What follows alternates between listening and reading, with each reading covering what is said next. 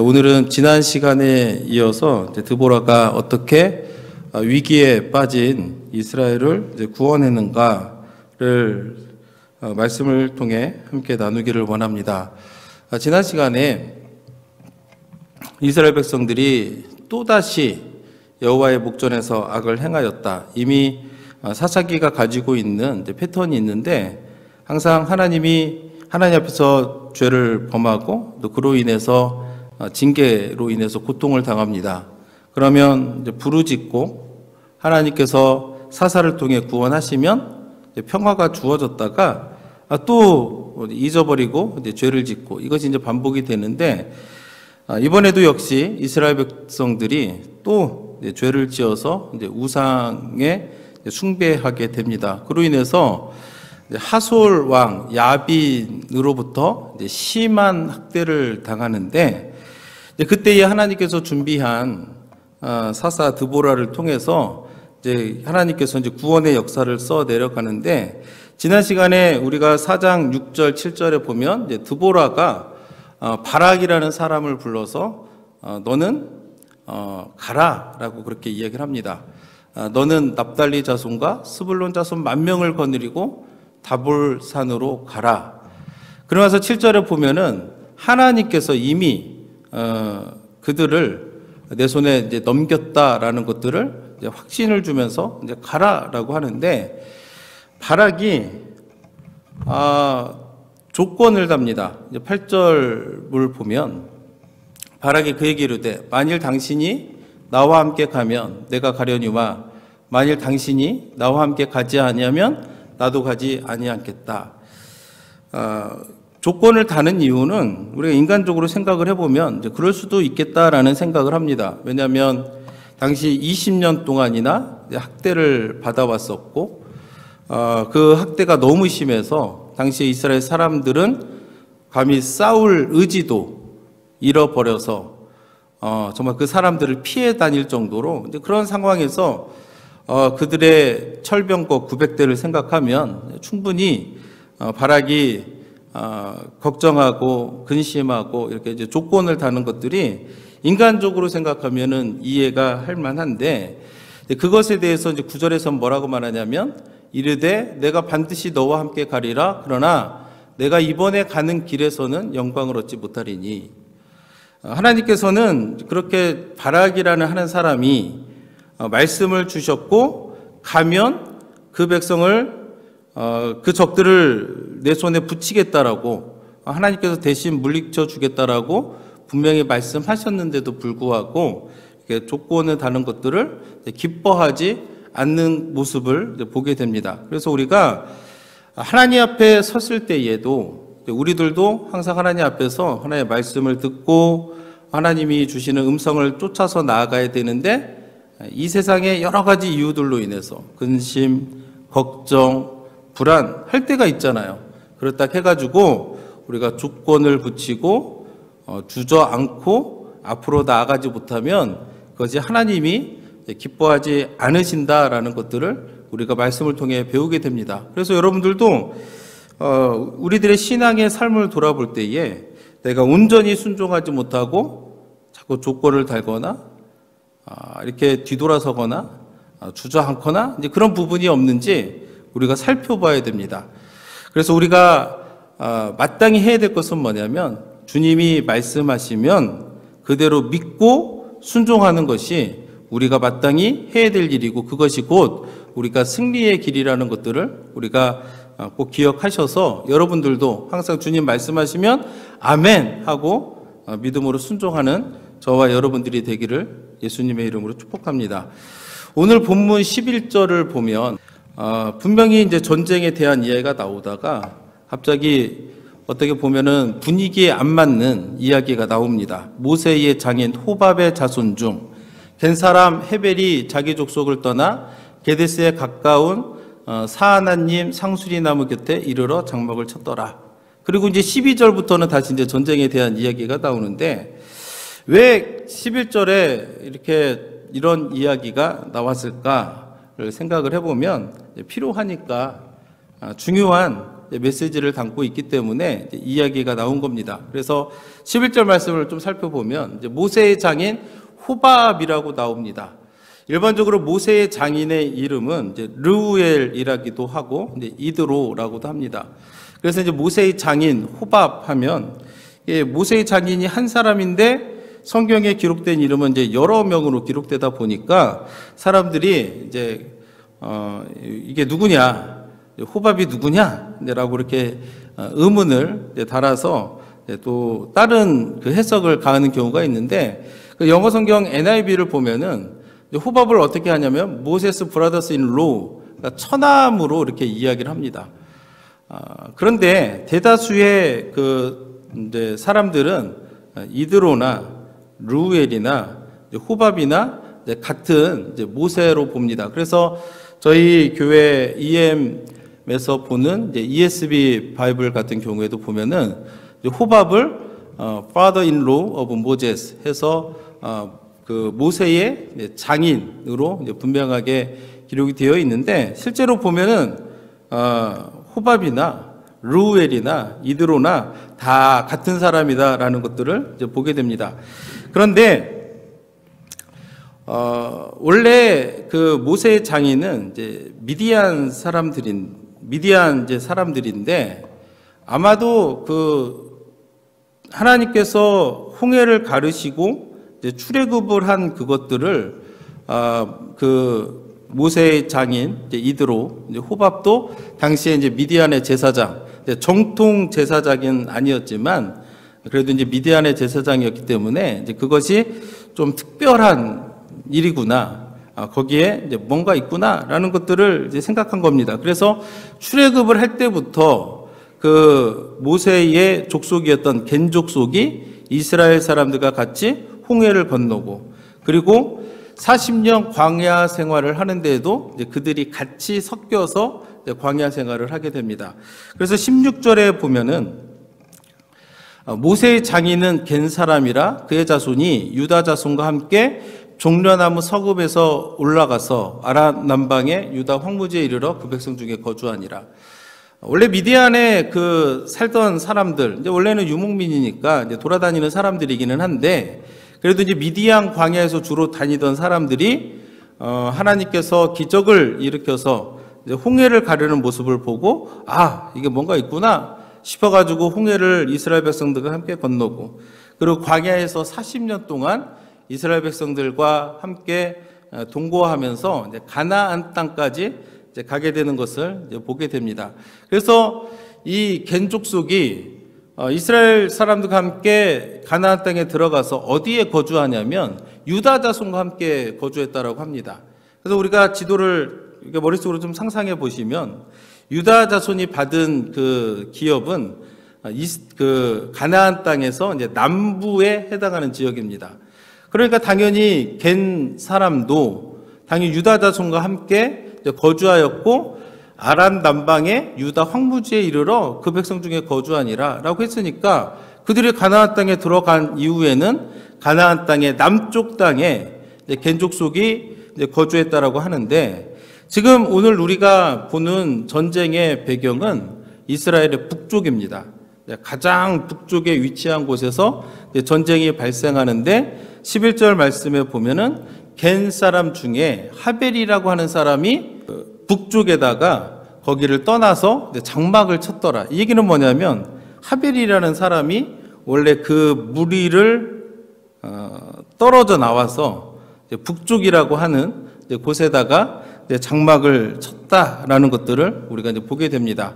그래서 우리가 왜 헤벨이라는 사람이 그곳에다가 장막을 세웠는지는 알 수는 없습니다. 그러나 분명한 거 한 가지는 뭐냐면, 이미 11절에 그 내용이 기록된 것만 보더라도 이미 하나님은 정말 하소랑 야빈으로 인해서 고통받고 학대받았던 이스라엘 백성들을 구원할 계획을 미리 하나님께서 세우시고 일하고 계셨음을 우리는 말씀을 통해서 깨닫게 됩니다. 그래서 우리가 항상 우리 믿는 사람으로서 우리가 가져야 될 그 믿음은 뭐냐면, 하나님이 항상 우리와 함께 계신다는 이 사실을 여러분들이 늘 믿으시길 바랍니다. 비록 내가 고난 가운데 있더라도 하나님은 나를 다 보고 계시는 거예요. 그래서 내가 고난 가운데 있을지라도 그것에 넘어지지 않도록 하나님께서 계획을 세우시고 나보다 앞서서 일하고 계시다라는 것들을 여러분들이 기억을 해야 됩니다. 그래서 우리가 성경을 다 보더라도 하나님이 한시도 그 백성을 내버려 둔 적이 없습니다. 맞죠? 그들이 비록 범죄에서 징계를 받고 있는 그 순간까지도 하나님이 내버려 두시냐? 절대 그렇지 않다라는 거예요. 비록 고난 가운데 있을지라도 하나님 그 백성을 보고 계시고, 그리고 고난 가운데 있더라도 그 백성을 구원할 계획을 하나님께서 세우시고 있다라는 것들을 여러분들이 기억을 해야 됩니다. 그래서 유다 백성들이 나중에 그 나라가 망하고 포로로 끌려가고 뭐 여러 가지 핍박이 받지만 그럴 때마다 성경을 통해서 우리가 확인하는 진리가 뭐예요? 하나님이 이미 구원의 계획을 가지고 계시고 그 일을 믿음의 사람을 통해 가지고 행하시는 것들을 우리가 성경을 보고 배울 때에 오늘날에도 우리가 늘 기억해야 될 것은 뭐냐면 하나님이 내 삶을 다 보고 계신다. 하나님이 내 삶을 인도하고 계신다. 내가 알지 못하는 그 일들을 하나님은 지금도 행하고 있음을 여러분들이 믿으시길 바랍니다. 그래서 헤벨이라고 하는 한 사람을 이미 북쪽으로 보내서 하나님께서 그 학대에 지친, 그래서 그 정말로 위기가 닥쳤을 때에 이스라엘을 구원할 한 사람을 하나님께서 미리 예비하시고 이제 보내셨다라는 것들을 우리가 기억할 필요가 있습니다. 이제 그런 상황 가운데서 이제 전쟁이 어떻게 전개되는가? 4장 12절, 13절 말씀을 보겠습니다.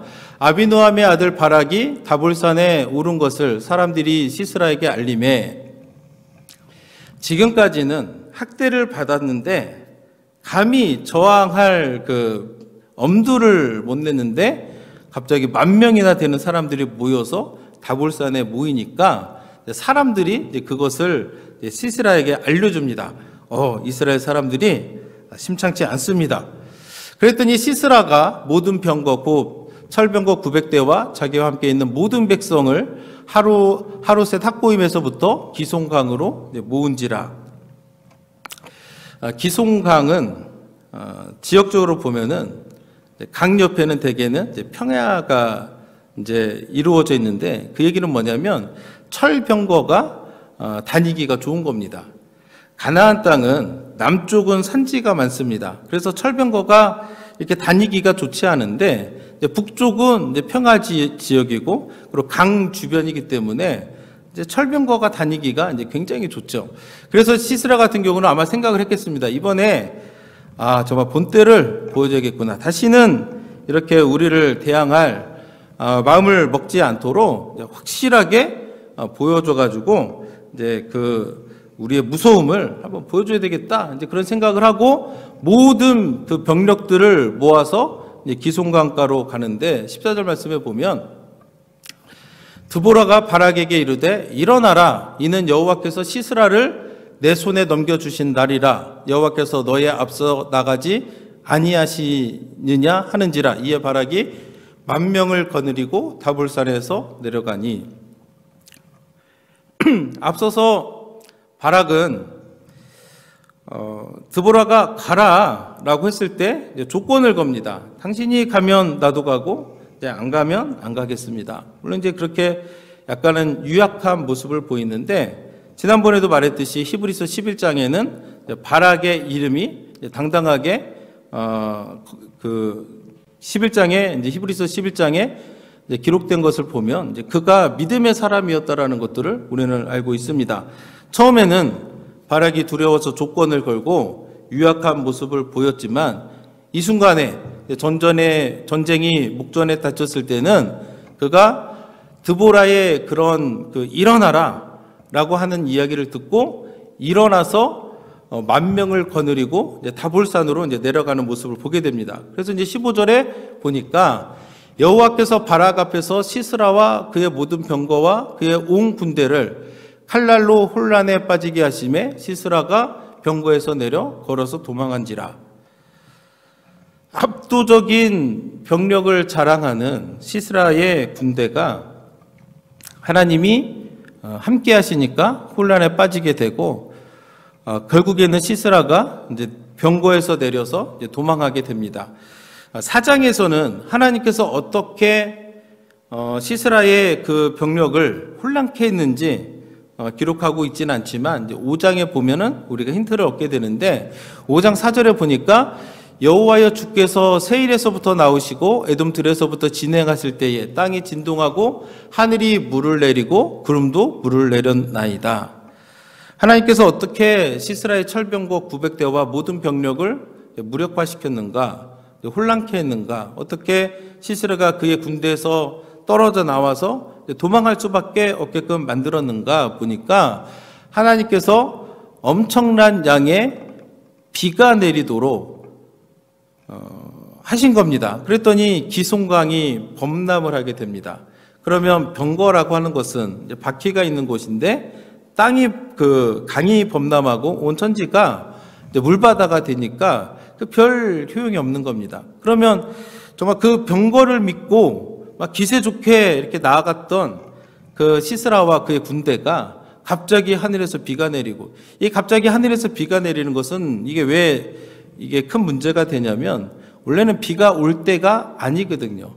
비가 올 때가 아닌데 이제 그것을 믿고 온 병력을 데리고 기송강으로 갔는데 하나님께서 갑자기 큰 비를 내려가지고 기송강이 범람하니까 그가 믿고 있던 그 철병거가 아무 쓸모가 없게 되는 겁니다. 그랬더니 결국에는 그 하나님께서 그 기송강을 범람시키고 철병거를 전혀 쓸모없게 만들어 버리니까 이 사람 사기도 떨어지고 당황하고, 그리고 그 하나님께서 함께 하시니까 그 많던 그 병력들이 다 쓸모없어지고 결국에는 하나님께서 이스라엘에게 승리를 주십니다. 그래서 16절에 보니까 바락이 그의 병거들과 군대를 추격하여 하롯의 탁보임에 이르니 시스라의 온 군대가 다 칼에 엎드려졌고 한 사람도 남은 자가 없었더라. 이렇게 가지고 완벽한 이스라엘의 승리로 끝나게 되는데 이제 문제가 뭐냐? 그 승리의 영광을 누가 취하는가? 이 문제입니다. 적어도 승리를 했으면 이제 적장을 무찌르고 이제 그 승리의 영광을 해야 되는데 당연히 우리가 생각해 보면 그 승리의 영광을 누가 가져가야 되느냐? 바락이 가져가야 됩니다. 지금 다볼산에서 10,000명을 모았고 그가 정말 하나님 말씀하신 대로 내려가서 싸웠고 또 하나님이 강을 범람케 만들어가지고 큰 승리를 거두었는데 문제는 뭐냐면 시스라가 도망간 겁니다. 시스라를 빼고 모든 사람들은 다 칼에 엎드려졌는데 시스라만 살아서 도망을 하게 된 겁니다. 그러면 이제 시스라는 어디로 갔는가? 17절의 말씀을 보니까 시스라가 걸어서 도망하여 겐 사람 헤벨의 아내 야엘의 장막에 이르렀으니 이는 하소랑 야빈과 겐 사람 헤벨의 집 사이에는 화평이 있음이라. 시스라가 본인도 굉장히 당황을 했을 겁니다. 그래서 어떻게 해야 될까라고 하다가 생각을 해보니까 겐 사람, 헤벨이라고 하는 사람이 생각이 난 겁니다.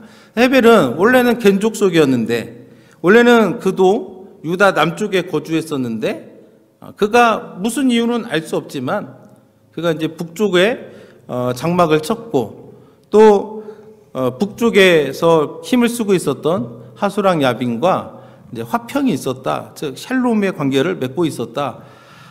이것이 이제 생각이 나니까 이제 그에게로 이제 다가가서 이제 도움을 청하게 됩니다. 그래서 18절에 보니까 야엘이 나가 시스라를 영접하며 그에게 말하되 나의 주여 들어오소서 내게로 들어오시고 두려워하지 마소서 하며 그가 그 장막에 들어가니 야엘이 이불로 그를 덮으니라.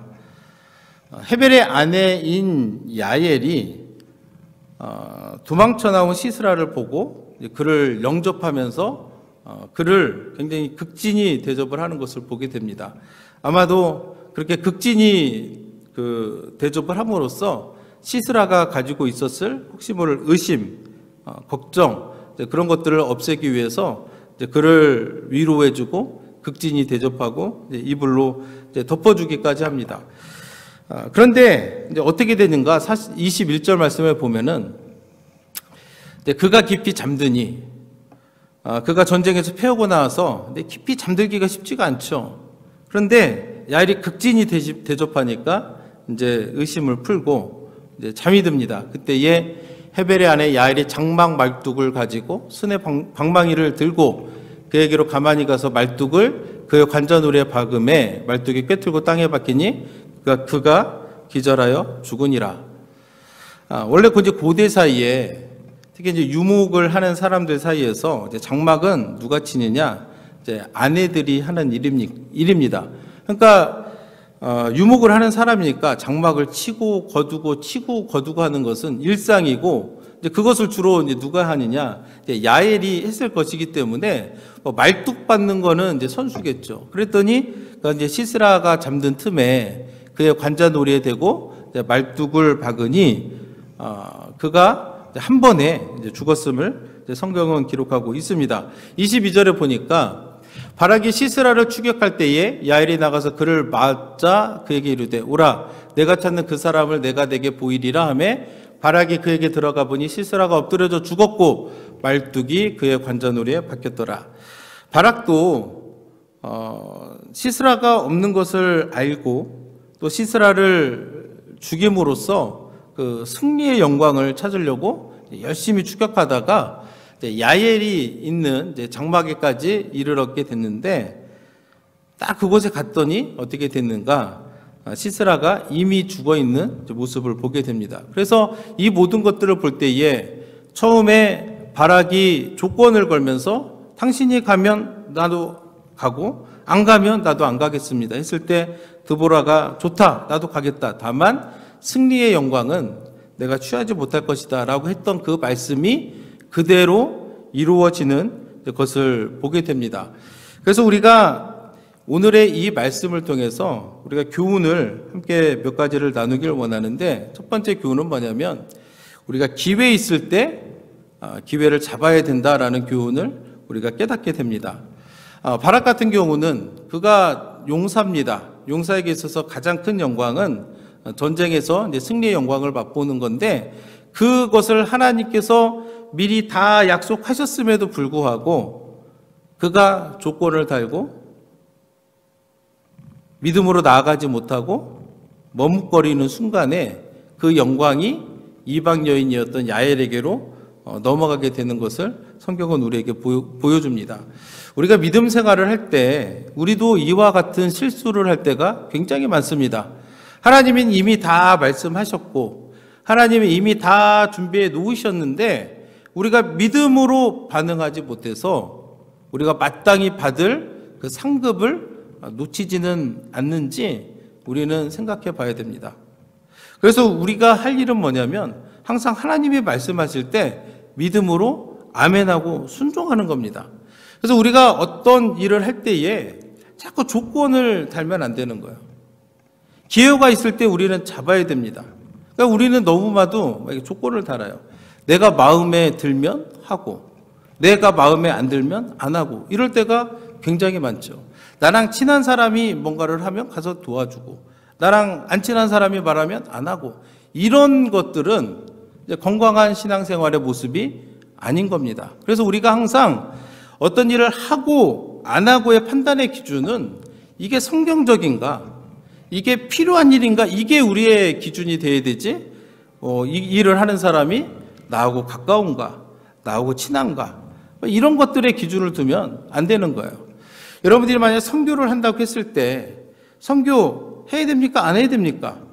내가 하기 싫으면 안 하고 내가 기분이 좀 나쁘면 안 하고 이렇게 기준이 되면 우리가 하나님 앞에서 온전한 그런 신앙의 삶을 살아갈 수가 없습니다.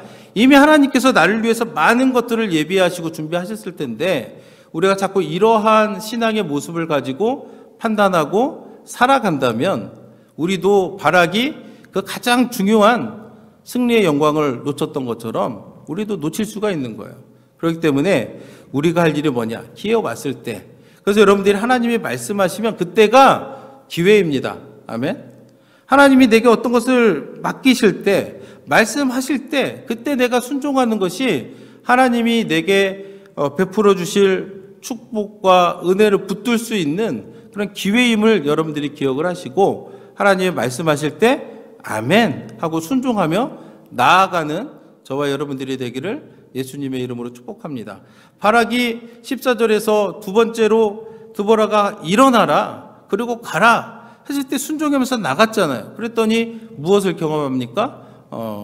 비를 내려서 기송강을 범람케 해가지고 정말 생각지도 못했던 그런 큰 승리를 경험했던 것처럼 우리가 할 일은 항상 말씀 앞에서 아멘 하고 믿음으로 나아가는 것들이 우리가 해야 될 일이다라는 것을 우리가 기억을 합니다.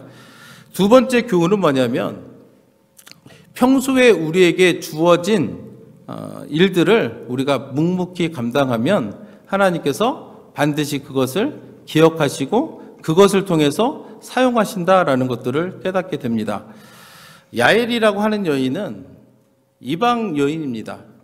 그리고 겐 족속에 있던 사람이었기 때문에 그가 사는 날 동안에 그렇게 남들이 알아주거나 이제 그러지 않았을 겁니다.